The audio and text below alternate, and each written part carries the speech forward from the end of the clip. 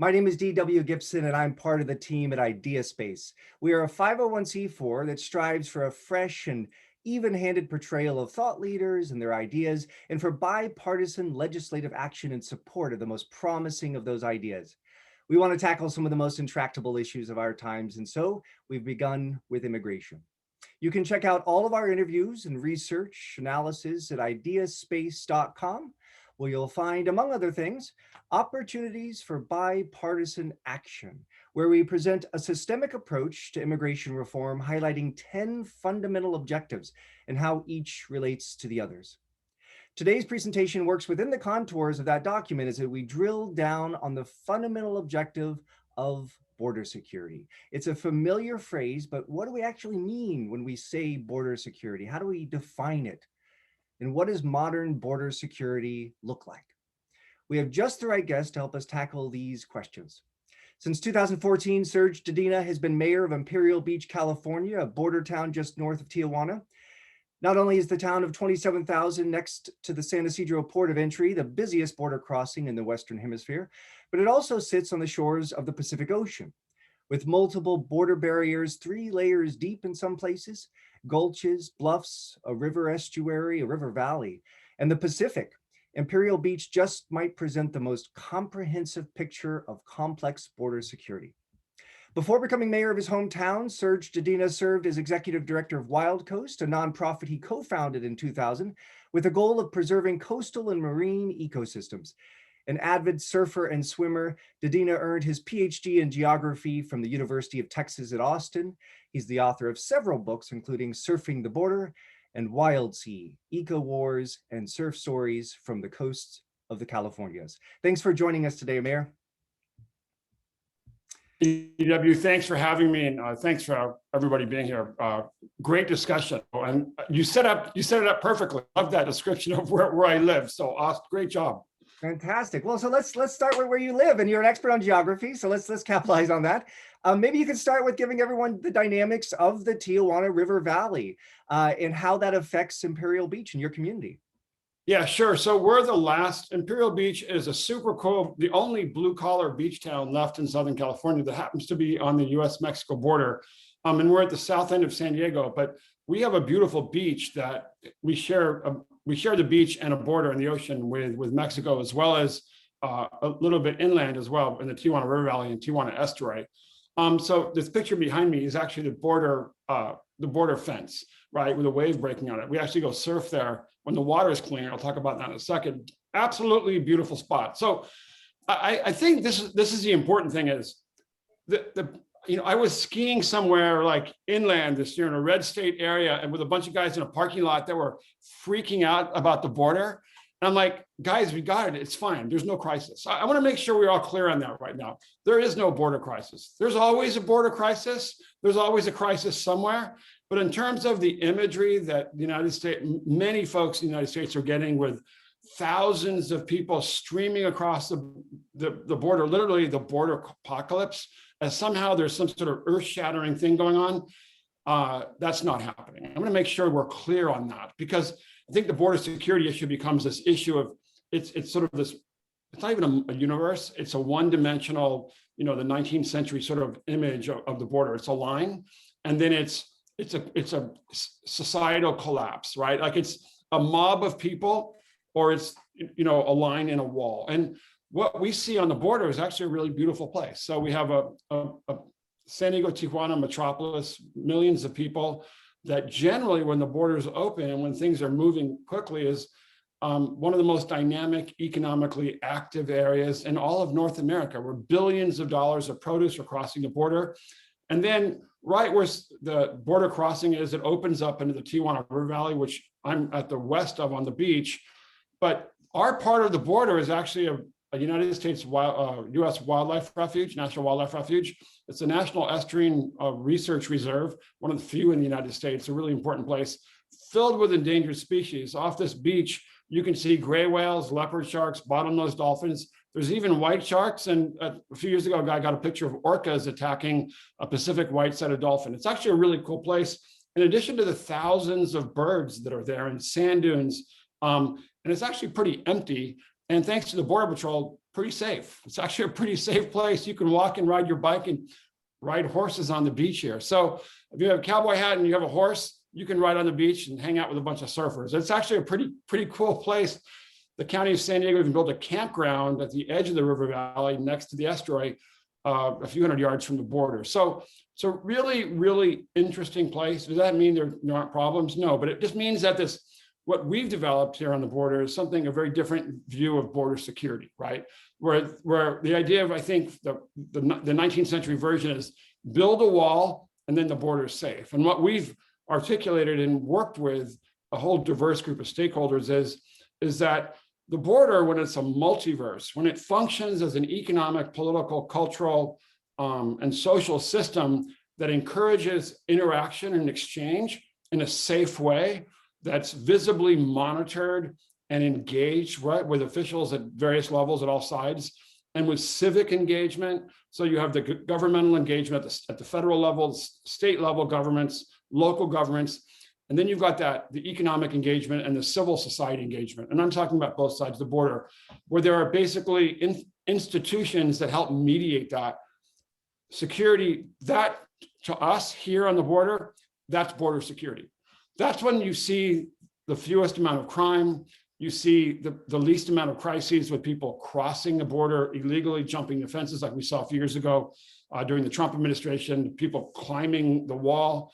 You see the most economic engagement, and you see probably the most interaction and innovation. For example, we have a bridge where people cross to go to the airport in Tijuana that is getting millions of people crossing a year. So it's a real dynamic multiverse that people can cross legally, but also I think what happens is because of this dynamic ecosystem, also the Tijuana River Valley, the Tijuana River, the U.S.-Mexico border, we also define security in its environmental terms. So it's clean air, clean water, making sure that we have access to open space.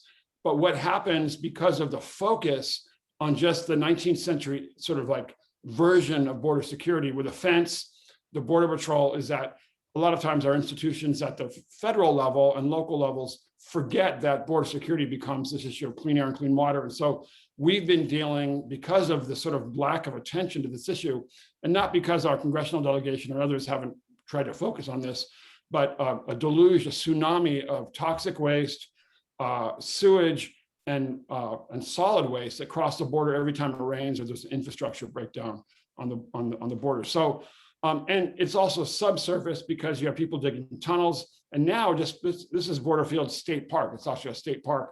People are coming across in boats, right? So it just expands this holistic sort of comprehensive view of what we deal with and why the focus on the 19th century sort of building the wall version really does hurt us. Yeah. Well, and so something that's baked into what you just said that I think is really interesting, it helps us sort of find these areas of consensus that we're looking for, is, I think on the sort of Republican side of the aisle, you often see a focus on the idea of a crisis, but on the Democratic side of the aisle, you see sort of a reluctance to even talk about border security, a want to talk about other immigration issues. But I think what's great about your perspective here is that it really is, you're a Democratic mayor, I come from that party, but you're talking about a more expansive way of thinking about border security. And I think that one thing that really made that click for me when I first met you was learning about what the Border Patrol agents go through in the estuary, right? I think a lot of people sort of look at it and categorize it as environmental issue, but talk a little bit about what border security agents go through, Border Patrol agents rather, go through patrolling the estuary. Yeah, so what's been actually really moving to me, and actually a really dynamic and productive relationship that really did help a lot during the Trump administration. I had we had very good relationships at a very high level with the EPA during the Trump administration, and with DHS and CPB as well, was that what really came out was the guys most impacted by border security issues, the environmental issues, water, and the exposure to toxic pollution and toxic waste, especially toxic chemicals, were Border Patrol agents. And because those agents really did a good job articulating the impact, they commissioned scientific studies documenting the impacts of chemicals, the chemicals they were finding in the water that was coming across the border that their agents were exposed to, the illnesses that they were exposed to, the chemical burns that they were documenting, even some of the adverse impacts to their equipment, like literally the acid in this water was impacting their trucks. The mud they had to wash off that was filthy and polluted with toxic chemicals, that had a really significant impact on during the whole USMCA negotiation, and thanks to our congressional delegation, a bipartisan effort across the border to get funding within the NAFTA, that USMCA negotiation to address this issue. The issue of the Border Patrol, and then there's a Navy SEAL, a $1 billion Navy SEAL base just north edge of our town, at the south end of what's called Coronado, just visited it. The world's greatest warriors, 3,000 of them are training in the waters just up from this beach that also get sick from pollution. Don't underestimate the importance their advocacy or quiet diplomacy, I guess environmental diplomacy or advocacy, in a really good way, positive way, and partnering with us, including being on former SEAL team guys and CPB, being on 60 Minutes. We had that come out last year, had a huge impact on making this a bipartisan issue, right? And I think it was really important to us last year. I was at the White House with Kevin Faulconer, who's now running for governor, but in the recall effort, but Mayor of San Diego, and our county supervisor, who's a Republican, a former Navy SEAL admiral, right? The head of the Navy SEALs. You want to walk into the White House in a Republican administration, walk in with a former SEAL commander talking about the environment. It almost made me cry. I'm like, this is awesome. This is exactly how our government's supposed to work. And a congressional delegation of Senators Feinstein, who did an absolutely great job in working with their colleagues across the aisle to identify these issues, not just in California, but in Arizona, Texas, and New Mexico, right? So making sure the North American Development Bank got some funding to put infrastructure on both sides of the border. And I have to give credit to our congressional delegation and others. You won't hear the anti-wall, people talk about, we don't need the wall. I think pretty much anybody who's involved with border stuff would argue we probably need a wall in a few places. And there was a wall that the Bush administration had built. We need some walls. I don't want the narco guys crossing, jumping, just walking through the border like it was when I was a kid. We need some walls. And if you talk to the Coast Guard, they're going to tell you that we need a lot more boats out in the water, monitoring stuff that's happened. I think the consensus before a lot of the hyperbole had happened was that border security is multidimensional. It's a multiverse. And that you have to implement technology. You need all these different tools to use to keep the border safe and secure. And I think the hyperbole and the partisanship gets in the way of that. But I think at the end of the day, when it's being driven, especially by our congressional delegation and delegations across the border, the guys are on the ground, men and women on the ground, right, that really know those areas, people who visited, I think they see that there's a lot of ways to work on solving these issues and working together. That includes immigration reform and other things to help make it easier to make the border safer and more secure. Yeah, and I remember meeting agents who patrol in the estuary, and one of them told me a story about taking off his boots after being out on patrol, took a shower. By the time he got out of the shower, the soles of the boots had been partially eaten away already by the acid and the chemicals that he had encountered on his patrol. So very real issue for Border Patrol agents. And I'm glad you sort of addressed the issue of barriers sort of head on, because I feel like, in sort of a post-Trump administration, it's a zero-sum game. Either you're for 2,000 miles or you're not, right? And it requires a lot more nuance than that, doesn't it? I mean, and we can see this more than anywhere in your neck in the woods, because in the 80s and 90s, that was where the vast majority of crossings were happening, almost all of them. And so maybe talk about sort of like urban areas versus desert areas, and sort of how we can have a targeted approach in that way with barriers specifically. Yeah, so, I've lived here since 1971, and I've actually crossed the border. When I was a kid, we used to ride our bikes in this area where the fence is, and just ride our bikes around Tijuana and then just ride our bikes back, right? No, there was really no one there. But, I think the issue really is how do we come up with an approach that understand and recognizes the sort of comprehensive nature of this. And so that really has to do with, for example, working with the Coast Guard to make sure that they have the resources they need to deal with these boats. Because what happened is we built the fence, people started going across the border, and then that takes a lot more resources because the Border Patrol is tracking these, these folks who are dying in the border, right? And then the minute that started happening, the minute you saw the Bush administration invested in more border security, and then with the Trump administration, the movement starts going into the ocean, and you start seeing what are called pangas, these skiffs, fiberglass skiffs. We know where they come out of. There's a little fish camp about 30 miles south of the border, and they're going out to the island. This is an island and the picture behind me, the Coronado Islands, and then they're staging that, and they're going up to Santa Barbara. You see these pangas arriving at night in Malibu, La Jolla, Coronado, at our beach. They're getting on jet skis and being dropped off. So the narcos and the cartels control this trade, and so they're defeating the Coast Guard because it's literally under the radar. We have radar dishes on the coast, but they're coming at night, and so that becomes problematic, right? That's a big issue right now. And I remember talking to a Coast Guard commander and telling me this will be a problem, right? But also, right, you have guys going out offshore. You have the tunnel builders that are building tunnels. That's, they have these boring machines that put Tesla's founder to shame. And so, and then you have the hooks. So I actually drove my wife crazy because I was down on the border during the Bush administration, when they first started building this mega fortification, and the cartel guys, they're really innovative, right? Unfortunately, not building a legal merchandise, but they started putting these hooks together, like you see in the Middle Ages, with rebar. And so they were just hooking, and they had duct tape at the end with little pegs on them, and they were just hooking those up to the fence, and then people were climbing them and then jumping off, and the Border Patrol was finding all kinds of people with broken legs. But you were finding tons of these sort of like 15th century style, sort of like rampart, sort of like, ladders, right, that you would have seen in the Middle Ages, crazy stuff. And so that's the problem, is if you're just focused on a wall and not looking at the whole way that people cross and anticipating in advance and looking at technology, then you're bound to, it's always like this sort of cat and mouse sort of situation, instead of like being a lot more proactive. And I always find it fascinating. I think most people that are working on the border professionally understand the need for the comprehensive approach to address this, and that putting your elements in just one thing probably isn't an effective strategy. Yeah, I think that one of the most important things I learned from Border Patrol leadership there in Southern California is that walls never stop traffic; they only divert it. Right? They only divert it. You've just given us 2 or 3 really good illustrations of that. So I think that's why that comprehensive approach is so vital. I mentioned and I want to tell everyone that's with us too, if you have any specific or general follow-up questions, please feel free to put them in the chat. And if they apply here, I'll be happy to squeeze them in our remaining time with the mayor. I mentioned the port of entry too, and I know that's just to the east of Imperial Beach there. But maybe even just talk about that, because I know that we know, majority of when you talk about serious crime, narco crime comes through the port of entry. And there are probably some tools we can do. And I know you have a lot of, you have city workers in Imperial Beach that cross on a regular basis, live in Tijuana and work in California.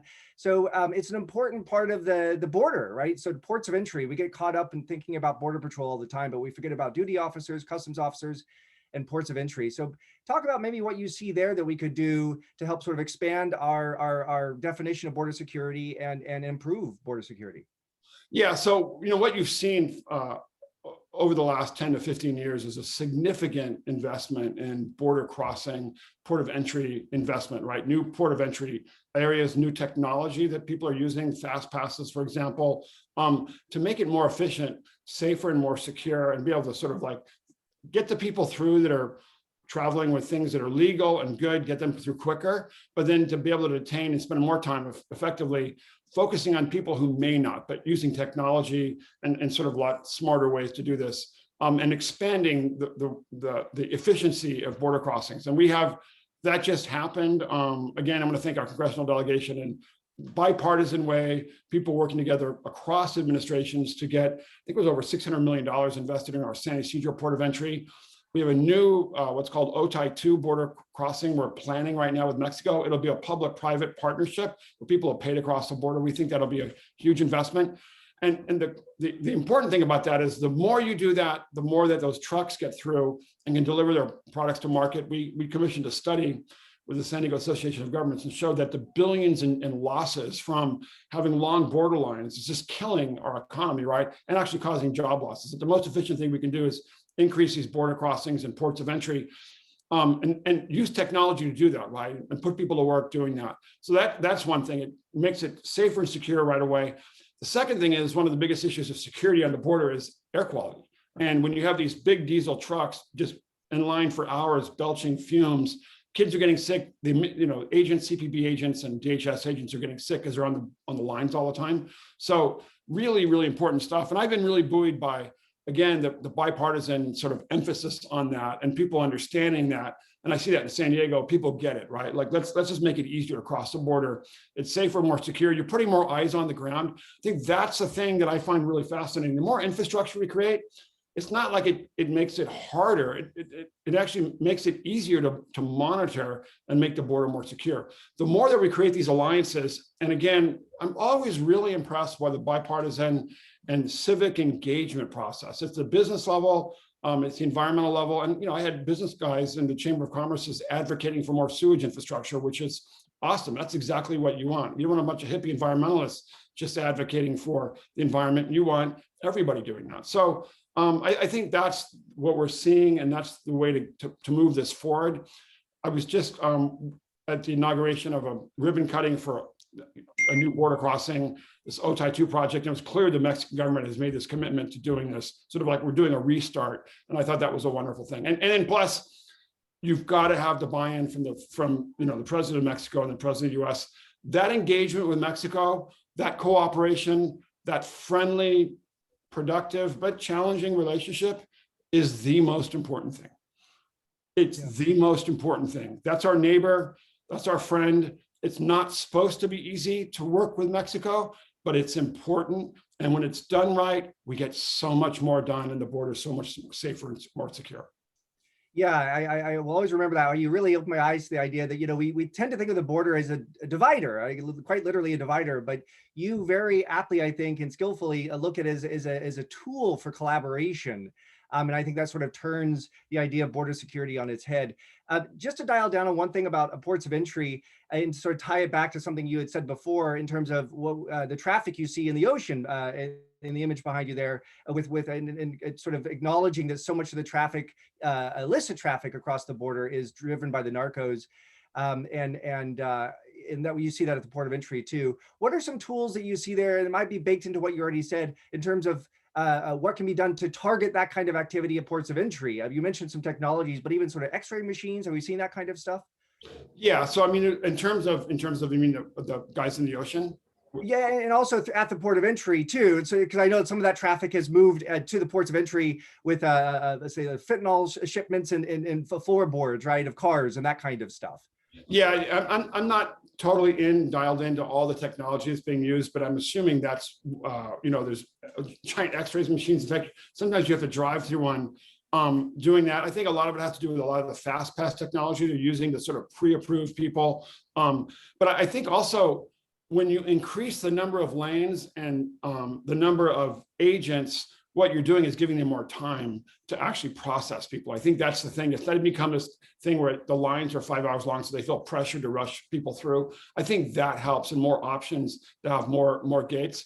And then, number two, I think on the ocean, we're using a lot more radar, but a lot of that has to do also with cooperation and the intelligence agents working together. Look, if we're just focused on, and that's why this issue of diplomacy, like working more with Central America to stop and focus on investing in their economies and helping, civil society and the rise of democracy. Because right now, it's really clear the focus has been on Central America and that migration crisis. But that means we're not spending the time doing what we have to do to have those civil and cooperative relationships here on the border that take the Coast Guard working with partners in Mexico to determine, well, where are those boats coming from, right? How can we stop those before they get across the border? And the same thing with all the illicit shipments and the tunnel building, et cetera. That's a kind of cooperative sort of like infrastructure based on our countries working together that prevents this stuff from happening even before it happens. I just throw something out. Right now, obviously, COVID is our international security crisis. The most brilliant, simple thing that this administration's done, and we've done with Mexico a long time, is the vaccine diplomacy. Sending over 1 million Johnson & Johnson vaccines to Mexico, and most of those have been assigned to northern Baja California. People who cross the border and work in factories, et cetera. Absolutely brilliant, and helping illustrate to Mexico we're committed to this relationship. It's gone a long way. I was talking with the consul of Mexico in San Diego. Has a lot of influence in Washington, in Mexico City. Just absolutely brilliant. All those small things make a big difference in bringing our countries together. And when things are working between the United States and Mexico, you see the border working more efficiently and smoothly. It's just, that's what those web of relationships, and at the end of the day, diplomacy is all about, at all different types of levels. Yeah. Well, you mentioned, you know, and I think that that's where sort of commerce and capitalism comes into play too, right? You mentioned the X-Express, the bridge, the footbridge, where one can get on a flight at the Tijuana airport from San Diego. I think that's a good example of sort of international cooperation and finding ways to find legal ways for people to cross. And I was out in your neck of the woods when they were building prototypes of the Trump administration of border walls out in the Otay Mesa Desert. And it always struck me as somehow instructive or informative that when they tore down those prototypes in that exact spot, what they're building now as we speak, I think still is a port of entry, a new crossing, right? So I think that kind of captures this sort of irony of the border and border security. You've touched on it, but maybe just a word or two more about the importance, how much border security is tethered to our economy and our economic system, and how you see that play out on the ground there. Yeah, you know, the reality is, since the advent of NAFTA and then now the USMCA, the commitment to our countries on sort of bringing our economies closer and creating this infrastructure that allows goods and services to essentially cross the border physically, right, in trucks, has just blown up in a good way the economy of the border region, right? And you know, it's hard to underestimate or estimate how dynamic and big it is, right? This North American economy.